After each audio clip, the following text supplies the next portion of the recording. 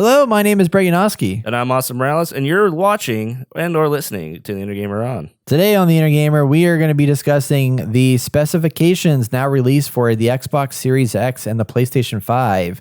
We put the two head to head. We talk about those specs and talk about some of the benefits and cons, which are very few, of both systems. So let's dive right in. And as always, if you enjoy this content, please like, subscribe, and bang that bell, because it's Corona season. Oh yeah, so that's why we bang that bell. It's Exactly. Corona season. Yep, bang it.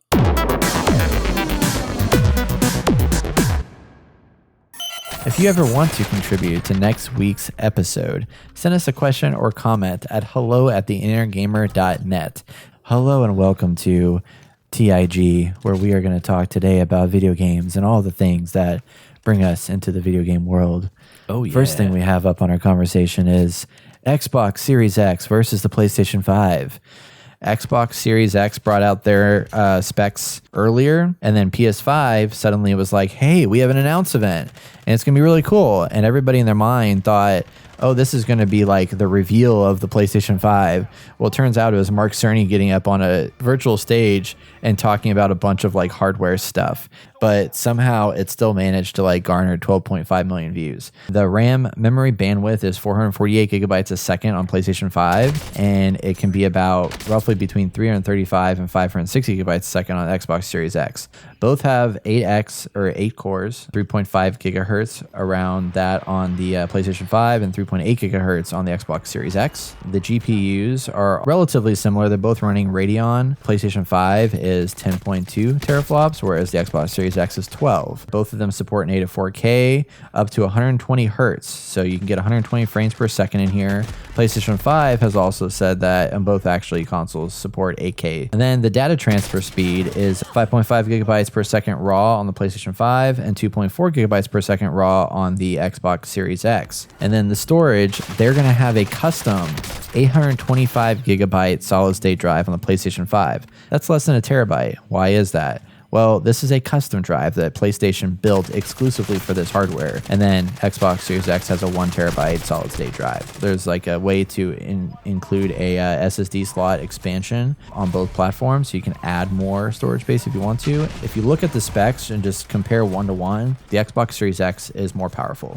It's got higher memory bandwidth overall. It's got a more powerful CPU, more powerful GPU, and it's got bigger solid state drive. Overall, it's like very, very bulky. It's like a supercomputer. Ultimately, it's like the best of the best PC that you can get out there.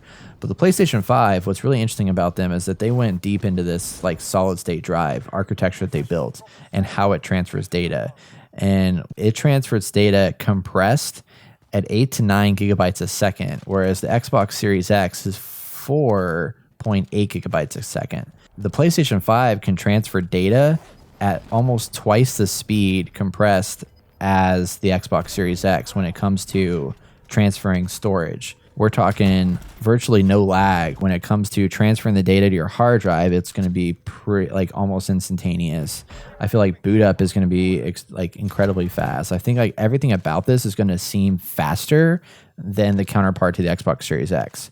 Even though it's a more powerful console, it seems like PlayStation 5 very well could be the faster response. It's interesting. I'm really curious to see like the user interfaces and stuff like that. Like one thing that Xbox did last week that I thought was cool was that they were showcasing like switching games. So one of the things that they wanted to show for speed was you can have like 3 or 4 or 5 different games, Ori and the Will of the Wisp, like all these games running at the same time.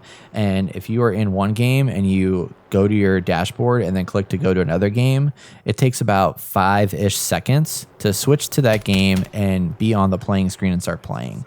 So whereas before, like it's a one game system, like you can only be playing one game at a time. You can't just switch back and forth between all these different games and have them like live and active. They didn't show the PlayStation 5, but I feel like it's going to be much in the same. And one thing they did show at PlayStation 5 early on was just like a comparison in load speeds. It's so fast. It's going to get to the point to where the only thing that's holding you back is likely going to be the speed of your internet. Loading screens are gone.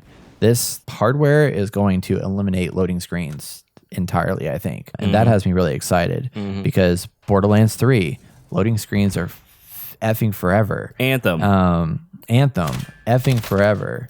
I can buy a 1 terabyte solid state, but then I start looking at all the speeds and the differences in that. I'm like, okay, 8 to 9 gigabytes a second versus 5 gigabytes a second is a huge difference.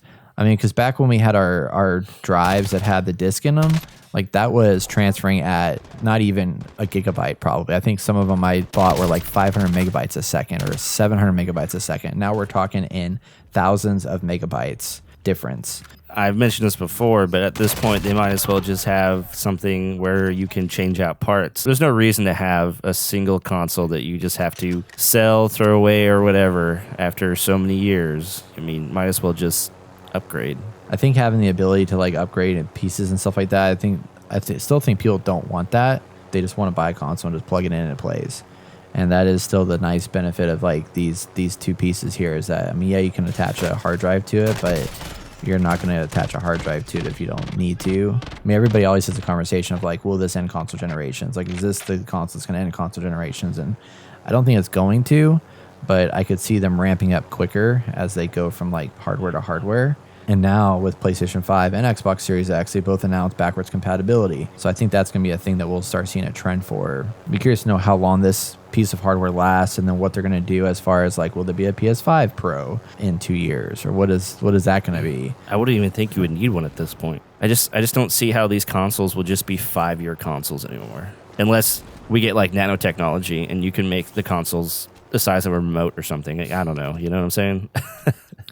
Yeah, I thought when the PlayStation 4 came out, I was like, man, this is the best graphics I've ever seen. Like, I'm never going to see anything better than Killzone Shadowfall. Right. And then now looking back, I'm like, no, it's better. Having the load times go away, like that's huge for game developers because now that means even bigger worlds that you can create.